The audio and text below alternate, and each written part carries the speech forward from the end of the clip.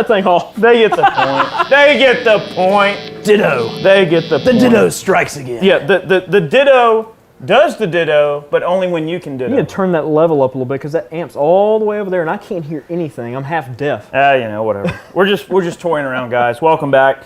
It's Eric and Chad here with Toine Talk. Amongst other things, crummy loops, bad tone, and everything in between, and talking about it. So today, what are we going to talk about? We're going to talk about strings. What kind of strings? Very simple. Strings, like just yarn? in general.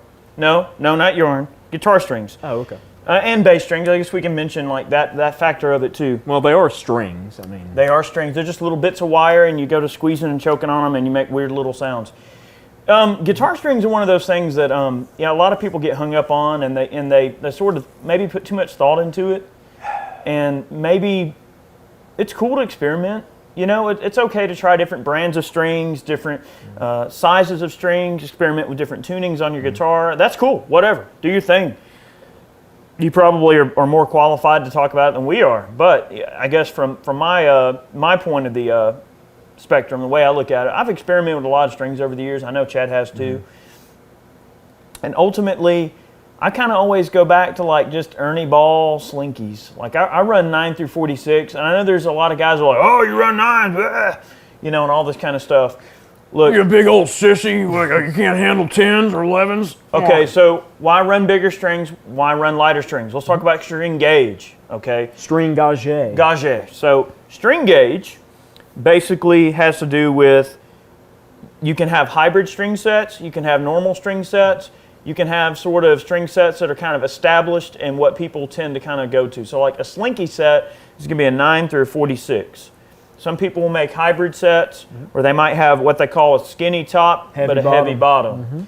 So they might have something, and they have like slinky top and heavy bottom. So like if you want 9s on the upper register and like the normal string set that would run in like a set of 9s on the top 3 strings, but then maybe fatter strings, so you get a little bit, fatter output out of the guitar. They might go through like with a 10 through 52. Okay, or some people might switch out the E string for a 56, something really, really fat. I prefer a 9 through 46 because I like the guitar to have some slinkiness to it that'll really allow me to kind of get some of my crazy bends. I mean, for instance. Well, yeah, when you bend like 2.5 or 3 steps. Right. Sometimes. I mean, I'm a big bender, and a lot of the guitars that I use have relatively big frets on them, which are suitable for some of those sillier bends. For instance, if, let's say, that last thing that we were doing, just as an example, that last thing we were doing was in G. Something that I might do, and the reason that I would need a slinky string, is I might take a bend and I might bend this D right here all the way up to F.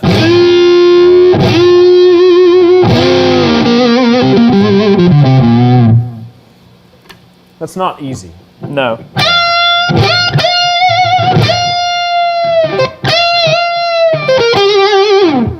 I'm bending 1.5 steps. All right, sometimes I may do something where if I'm in the key of A, let's just use A as an example. Make sure I'm still actually that was an E. Some resemblance of tuning. Okay, if I'm going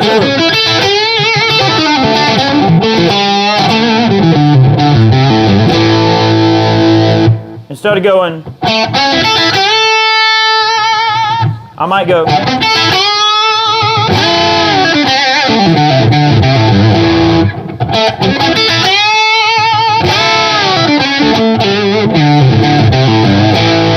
So yeah, instead of bending 1 step, you're bending 1.5. Yeah, more or less. Yeah, so skinnier strings can facilitate some of those sillier bends, and I do a lot of really, random bends. Another bend that I like to do is like, say I were in G right there. I like to bend into that note from a lower register, or to bend. Basically, I already did it, but it sounds different in a higher register. So listen to this, and maybe it won't make your ears bleed. If I go.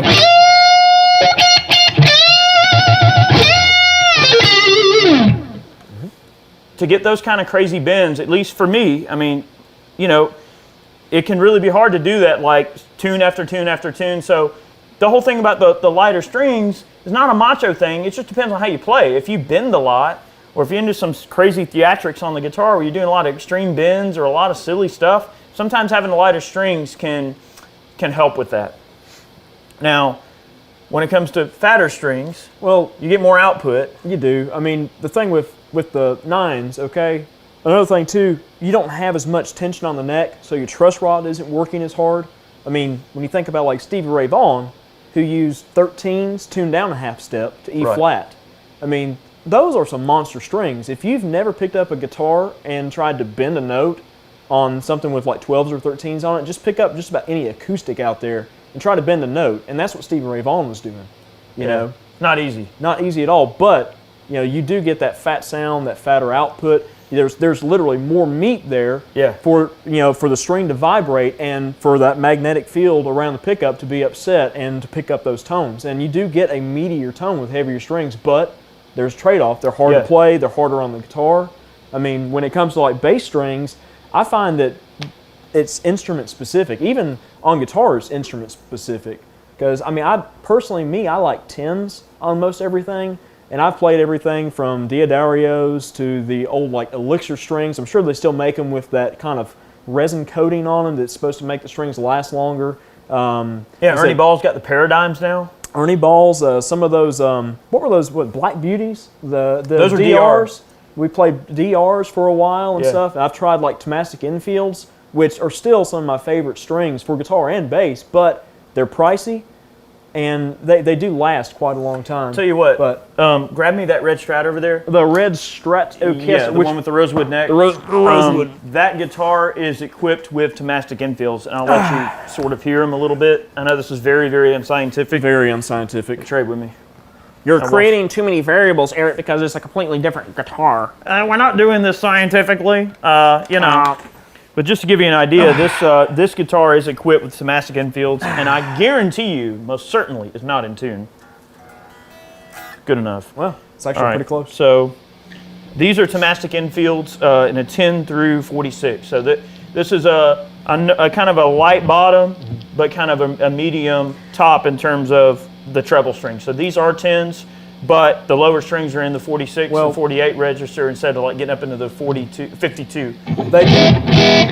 They do that a lot with their string gauges, even on like the bass. Like they've got this one series called Power Bass, and it's kind of a hybrid set. It's not your typical like 45s to like 105s or whatever, or 40s to 100s. You know, it's specifically gauged to provide even tension per string on the neck, which is pretty neat, and they feel really good when you play them. The same thing with Tomastic Infields are kind of expensive.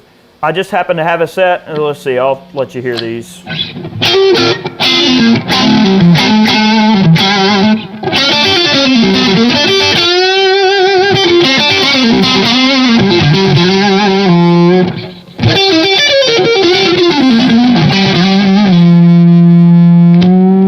how long have those strings been on that guitar?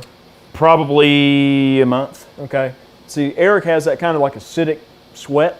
You know, that ginger sweat. I don't. So strings like on my guitars and basses last a lot longer.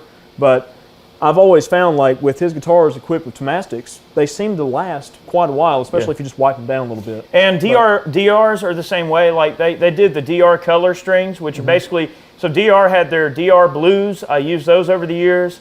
I've seen the DR Black Beauties and some of the DR colors, which they do everything from like pink, green, blue, crazy colors on the strings. I tried the DR Black Beauties for a while, and they're not bad.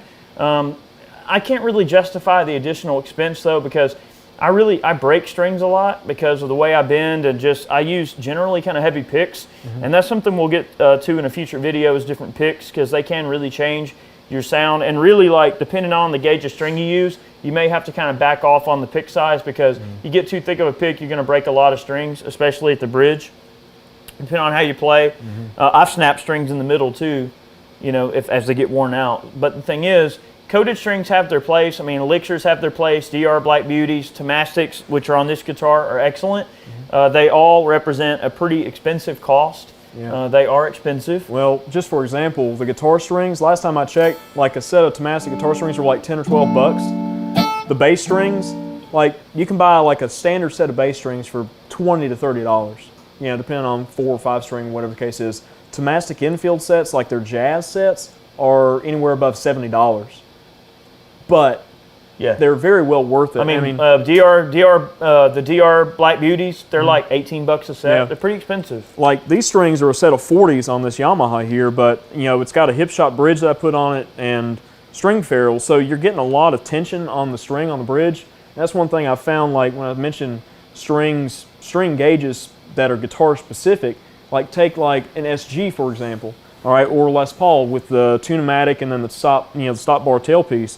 You can raise and lower that tailpiece and you can provide more or less tension on the strings. So you can literally make a set of 9s feel like 10s or a set of 10s feel like 11s by lowering it, or loosen that tension a little bit and make it easier to bend and things like that. On Strats, you really don't have that luxury. Telly's the same way. I mean, you pretty much have to just gauge the strings per the feel of the guitar itself. Well, it really depends on the guitar that you're using. I mean, like on a Strat, some people will block the tremolo to give the strings a little bit more of kind of spank and sustain. You look at like a hardtail Strat, will have a lot more sustain, because if I take a chord or bend a note and this bridge is kind of moving along with the bend, that's affecting the ability of the string to kind of ring out, at least to my ear. So it really depends on the guitar and how you want it set up. I found that most Stratocasters sound the best with like 9s and 10s. I mean, don't get me wrong, yeah, you can run heavier strings. If you run like 11s, tune them down a half step, try that out. That sounds really good on a Strat. Strats love to be tuned down a half step. So let's talk about tone, and let's talk about how it relates to string gauge. So a lot of people don't know that players like Albert King, you know, Albert King used 9s. B.B. King, he used 8s. Now those are pretty skinny. I don't know if I could play 8s. Well, B.B. King did have that magic touch too. B.B. played really light strings, and he played through solid state amplifiers. Albert King also played through solid state amplifiers and used lightweight strings. Hendrix used 9s for a good minute. I'm sure at one point he probably used 10s as well, but Hendrix used 9s quite a bit because they were slinky, they were easy to bend, they were easy to manipulate. You know, the thing is, the guitar has to be comfortable for you to play. If you cannot play the guitar well because you're trying to, oh, well, I'm going to use 11s because somebody on the internet forum told me I need to use 11s or it wouldn't sound good. Well, guess what? If you can't play the guitar properly, then you're not getting everything that you can get out of the instrument. It too depends on what you're doing. Like myself, my guitar playing, I fiddle around with lead and stuff like that. I am not the best like improv type guy or anything like that, or really the best lead player. I focus more on like chords and rhythm and things like that. So I do have a Strat at home, and it's got 11s on it because I like that kind of fatter, you know, more punchy sound. I can't bend as much. I can't do like a 1.5 step bend down there at the 3rd fret, but I can bend it fairly comfortably up around the 10th or 12th fret if need be. So it depends on the phrasing that you're wanting to do. If you're needing some crazy bends or you're doing a lot of stuff like that, you know, maybe having a slinkier string will help. It's not a macho thing. It's just either you can play it or you can't. And I mean, there's a lot of people who say, well, build your hand strength up, build your hand strength up. That's fine too.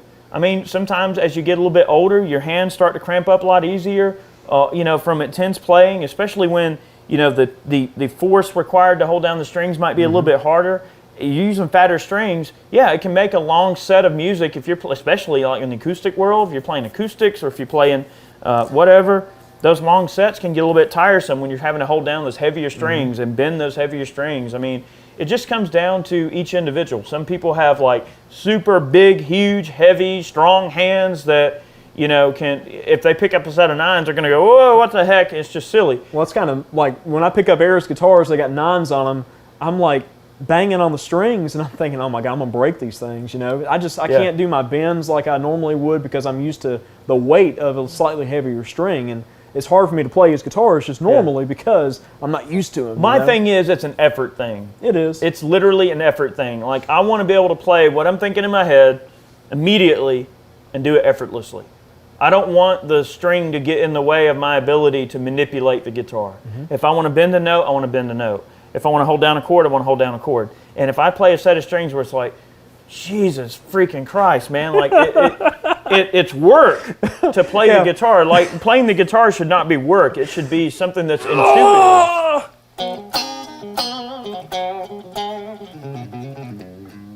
So like you hear that, you can even hear the slinkiness. The way that I play, like, like the way you bend those notes, that's harder to do on,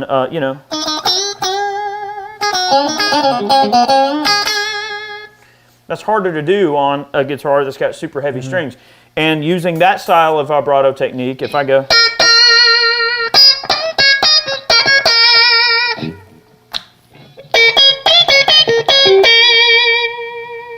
that's harder to do on a big fat set of strings. So it just comes down to the way that you play and your style of music and what you're used to doing. So I think that's what people have to take away from it. I mean, there's so many different styles of strings out there. We're just really discussing like the difference between like super slinky stuff and super heavy stuff. Then you get into like flat wound strings. You get into wound thirds versus plain thirds. Yeah. I mean, has anybody ever picked up an acoustic and wondered, damn, how is this third so damn hard to bend? You'll pick up a guitar and it's just because it's wound. They do have electric sets with that wound third, and I hate them. I hate them. I mean, I can't stand them.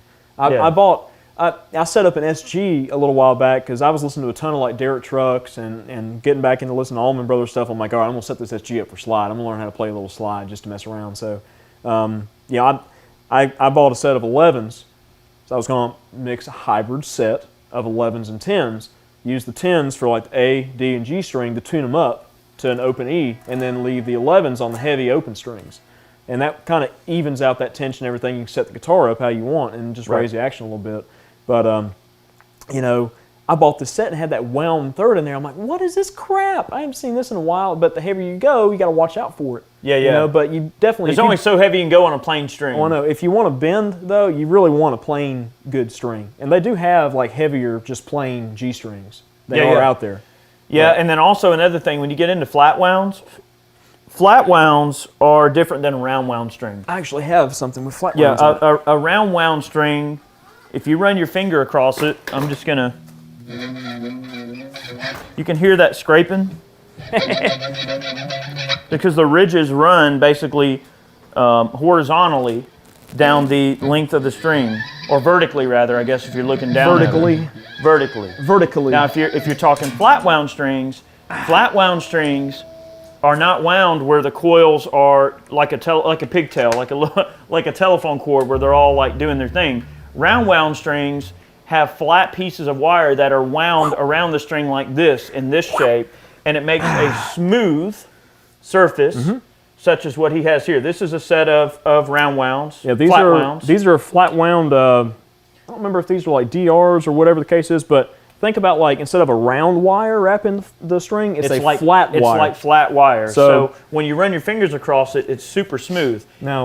Now, flat wounds, what I was getting at for guitar, now he's got these on the bass, he's going to demonstrate for you. The ones on guitar are more like your jazz guitars. Like if you got an old Gibson L5, a lot of jazz players will set them up with flat wounds because they have this super subdued, super like jazzy, mellow dark, mellow sound. So if that's the kind of sound you're looking for, the flat wounds are good for like jazz guitar and then obviously for fretless. All right, so it's like it's got this kind of like woody, thumpy kind of sound, you know? And two, like, this is a maple board on this fretless here, just because I like that kind of bright sound. But, you know, the flat wounds also won't tear up a fingerboard, you know. And they just have this, really smooth. Sliding across the surface of that string. It's got this kind of real mellow, just...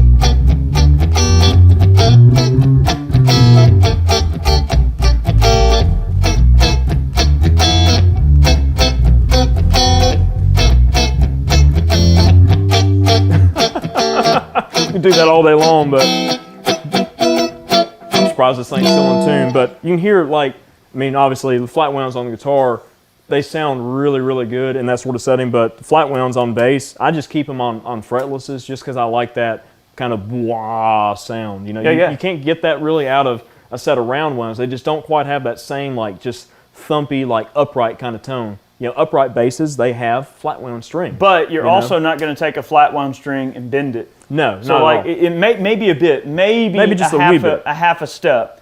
You might get a little bit of a half a step bend, but they're not really intended for bending. Like I had a set of, I bought like, I think a jazz guitar at one point that just came with a set of flat wounds a guy had on it. And I'm thinking, yeah, I'm going to rip off a blues riff. Bloop, pop. It broke immediately. They are not really intended for bending. No. You will tear them up. But the reason that round wounds are so handy for jazz use is because you get into the tone of where you're getting.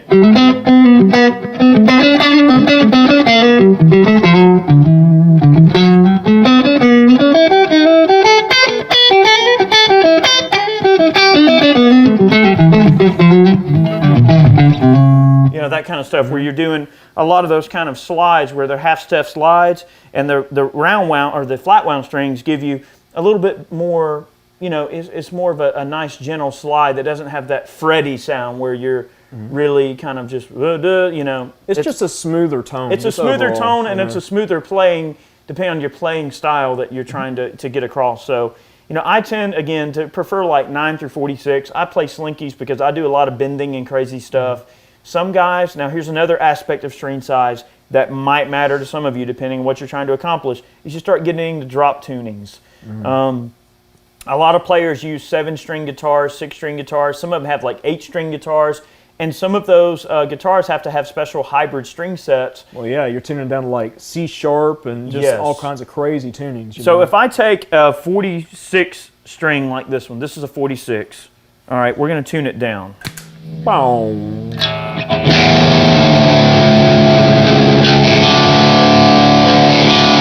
All right, that's D. All right. All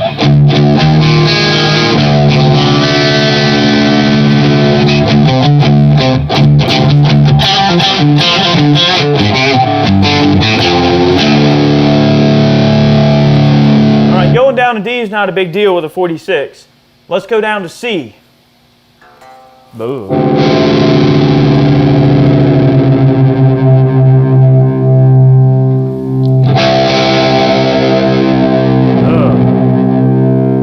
There you go.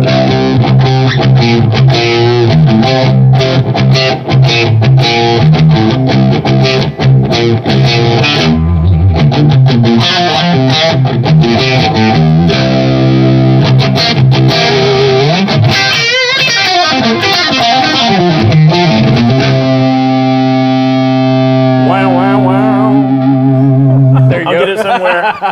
But yeah. Okay, so on this 46, tuning down to C, not that big of a deal. But with the fatter strings, you don't get quite as much of that buzz. Like, you hear the buzz in there? Well, that's not really that bad.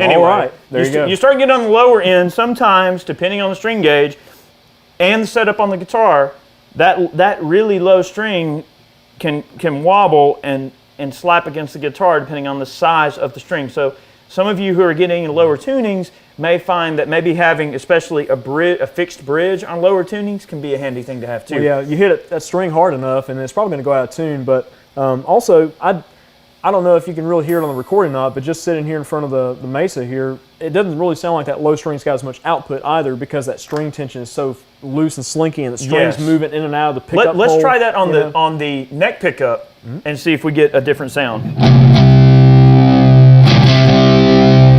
It does sound a little weak.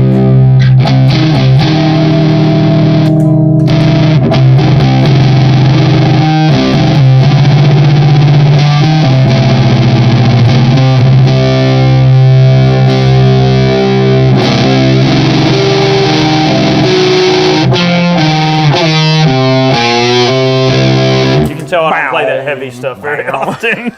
But like anyway, hopefully that drives the point home on the tunings. I mean, I would say also you start dropping that low E, especially on a Strat with a floating tremolo, down to some of these silly registers.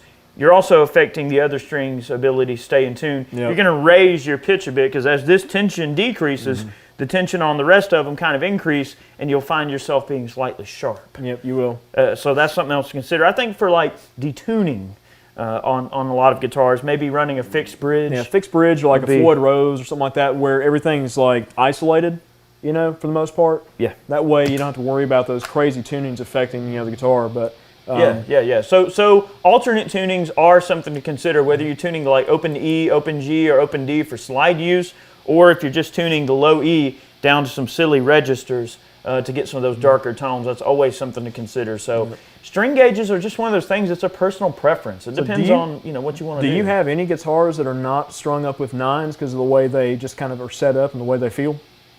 No. Nines? All of my guitars pretty much primarily run nines. This guitar has 10s on it, but only because I just had this set of Tomastics I thought I would throw on it, and that's the only reason they're on it. But most of my guitars wear 9 through 46 Ernie Ball Slinkies. And I have been, getting back on like some of the higher performance strings. I have been trying some of the Paradigms, and they're good strings. They are expensive. Are those Ernie Balls? They are Ernie Balls. The Ernie Ball Paradigms, they have good high output. They last a good long time. They're tough. And they are a slightly different string, but I can't remember which. A few of these guitars have Paradigms on it. Did you try some of those Cobalts? I have some of the Cobalts as well. The weird thing about the Cobalts, they're an Ernie Ball Cobalts strings. are what was on the telly earlier. Okay. Yeah. Well, I had a set of I've got a Parker Fly that Eric actually demoed in the recent video with the Caprid, and I've had that guitar for years and years. And when I got it, it was set up for nines, and I always ran 10s on it, even with the original tremolo spring. They've got a very unique tremolo spring and way of being set up, and you can't just go from like 9s to 11s on a guitar like that because the bridge gets all out of whack and crazy. But I ran 10s on it for the longest time. I ran Diodario 10s, and I put some of those Cobalts on it because the strings were all crusty. I'm like, I'll try some of these Cobalts, and man, the bridge I could not get that bridge to settle back down for whatever it is. Those strings just didn't mesh with that guitar very well. The tension was too much. Yeah. Just the material, because it's not like a nickel wrap or like a stainless wrap. You get into like the different wraps on the strings. Different materials have different outputs. They've got different tones, different sounds. Yep, and they can generate slightly different tensions depending on how they're constructed. So I mean, really, like strings are just one of those things where you can just literally, if you want to check out some new stuff, you really just have to buy a few different varieties and just go through the trouble of restringing a guitar. And that's probably something that we probably need to cover at some point or another, is like how to actually restring and wrap your string around the tuner. Because if you don't do it right, you're going to be frustrated because it's not going to stay in tune. Yeah. And there's a few little tips and tricks to that we'll probably discuss later on. Yeah, we will. And there's also things to consider, like, you do realize that when you swap strings on a guitar and you go heavier, smaller, doesn't matter. Anytime you switch from the standard gauge, it's generally going to require some tweaks in the setup of your particular instrument. Fun stuff. So, you go change around the setup, you do have to change around. You might have to make a tweak on the truss rod. You might have to play around with the bridge a little bit to get that alignment, kind of where it needs to be. Also, it can affect intonation. I noticed that going from the set of 11s and 10s on my SG back down to just 10s and tuning it standard. I had some intonation issues because I tweaked the truss rod and everything, and all that stuff is definitely something to consider, for sure. Yeah, it certainly is. So, guys, this is not meant to be like a complete primer on every single string that's out there. What we may end up doing in a future video is just taking like maybe one guitar, stringing it up, and we'll just select maybe 10 different brands of strings, all the same brand, and we'll put them on, stretch them, and we'll record like the same riff over and over and over again, and we'll use all the different strings, and we'll let you just hear if you can see if there's any difference between the tone of the strings. And we may even do like a Strat setup with like 13s like Stevie used, half step down, and then set up my Strat with 9s, half step down, and see which one sounds better. Well. So how about we do that in a future video? That'll give us some food for thought later on. Fun. Yeah, so I'll have to send a Strat off and get it set up, and intonate it properly for 13s, or else it's just going to sound like poop. So we know a guy. Yeah, we'll get that done. But guys, thanks for watching. This wasn't intended to be an end-all, do-all solution for the string issue. We just wanted to kind of let some of our experience out there, things that we've dealt with over the years, and to kind of, tell you what brands of strings we like, what sizes we use, and why we use them. So there's always a method to the madness. Don't always assume just because some guy on an internet forum tells you, oh, if you don't play 11s, you're just a sissy. Or, hey, what kind of strings do you use? Okay, I'm going to use some of those because I want to sound just like X. Right, so-and-so, right. Or my favorite musician uses blah, so that's what I'm going to use. Guys, there are so many different things that go into creating tone on a guitar, and strings matters a bit, but really, in the big scheme of things, it's all in the hands, and strings is just a tiny little factor in the overall sound that a guitarist gets. I mean, really in your hands, and then like the tonal controls of the guitar, rolling the volume back, and just getting off of that overdrive, that gain or whatever. Joe Satriani could be in the room with me right now, and he could have his awesome stage rig that he uses to get his amazing sound of sitting right here, and I could give him my guitar, and he can give me his, and I could play through his rig, and I would not be able to make it sound like him. Nope. But even though he's Joe Satriani, even though he's amazing, he wouldn't be able to make my rig sound like me. A rig really is dialed in for like a specific person. It's a very personal choice, and you know the sound that you're trying to achieve, just like a guy like Joe or any professional musician would know what he wants out of his sound, and only he can make him sound like him. Only Joe is Joe. Anybody can pick up his guitar rig, and yeah, it's awesome, but you're not going to be able to sound like Joe. Joe is Joe. It's in his hands, it's in his playing style, it's in his nuances, and all of those things cannot be replicated other than through years of practice and developing your own style behind an instrument. So a string is just a small part of that equation. So maybe that makes sense to some of you. Don't think about it too hard. My suggestion would be select a gauge of string that you can play comfortably on, and after a while, okay, so for instance, say that I take a note, like I know I want to bend this note to here, all right?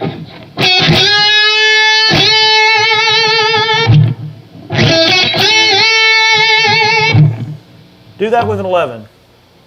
I can't do it. I can barely do it with a 10. But okay, so say that I take that note, I make that big bend, and I'm putting vibrato on the note. So that's a 1.5 step bend.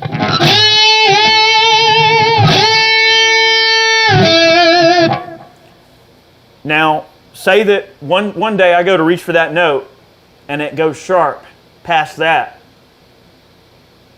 Then that's an indication that, whoa, hang on, my hand strength is outrunning my string gauge. Mm-hmm. Then I might have to go, all right, maybe for a while, get back to 10s. Mm-hmm. Now, but then it starts to run into, your fingers start getting tore up. You know what I mean? So like the heavier strings, you're putting, sometimes they can tear your hands up a little more too. So when you go to pick up a guitar and you play something you know is really comfortable for you, and let's say you bend a note further than you should and it's sharp, and you're like, wait a minute, I was used to putting that amount of pressure on the guitar and the note was sharp. Mm-hmm.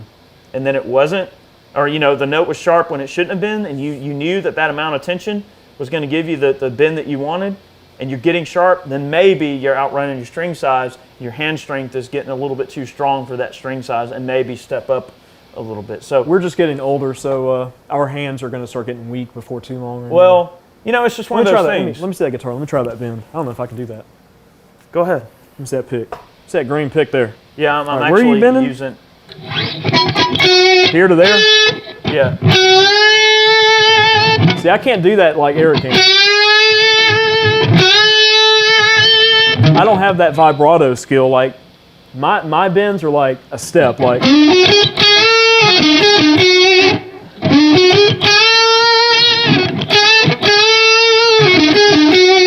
Sounds like skinning a cat. No, but that's okay though. I mean, but it's,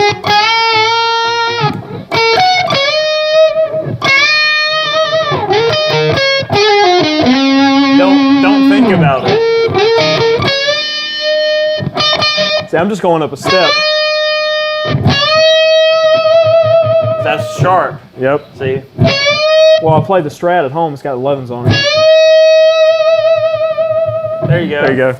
It's just one of those things you got to play with it. You got to practice it. You know what I mean? Take this thing back. So guys, look, Get that guitar out of my face. The thing boy. is, Here's your green don't pick. overthink the whole string theory, if I may, string theory. String now, we're not theory? talking about astrophysics, but don't overthink string theory. Don't overthink strings.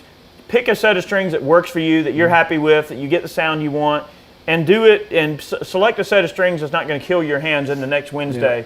By playing the style that you want to play. Yep. If you're a tapper, if you're a shredder, if you play fast, light string's obviously going to help you a good bit, especially, depending on the way your frets are. I mean, we didn't even talk about fret size. That can matter a little bit too. That's definitely a topic for another video. Yeah, we'll get into that in a future video. But guys, thanks for watching today's video. We're just kind of hanging out here, having fun, and hopefully you guys can understand where we're coming from. What kind of strings do you use? Why do you use them? Are we wrong? Why are we wrong? Tell us why we're wrong in the comment section below. We'll be definitely happy to hear what you have to say. This is just two people's opinions, guys. Music is a very kind of subjective thing where it can really just depend on what you're looking to get out of the situation, how you want to go about it. So guys, don't be afraid to experiment. And guess what? There is no wrong answer when it comes to guitar and when it comes to strings. All it comes down is to what your little heart desires. You want 10s? Then go buy you some 10s and play 10s. You want 9s? Play 9s. Don't let anybody tell you you're wrong, because you're not. There is no incorrect answer here. It just comes down to what you want. You're still wimpy. Oh well, whatever. Guys, thanks for watching. We'll catch you next time. We post every Monday and Friday. Let us know what you think of this series. We have a lot of fun doing it. We'll see you next time on Toine Talk, and we'll see you on the channel soon. Remember, Mondays and Fridays, click that notification bell. Make sure you subscribe. We'll see you next time. See you guys.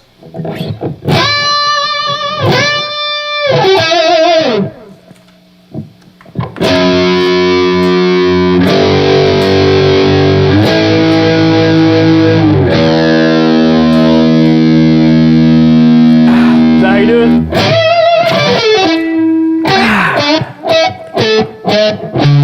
it?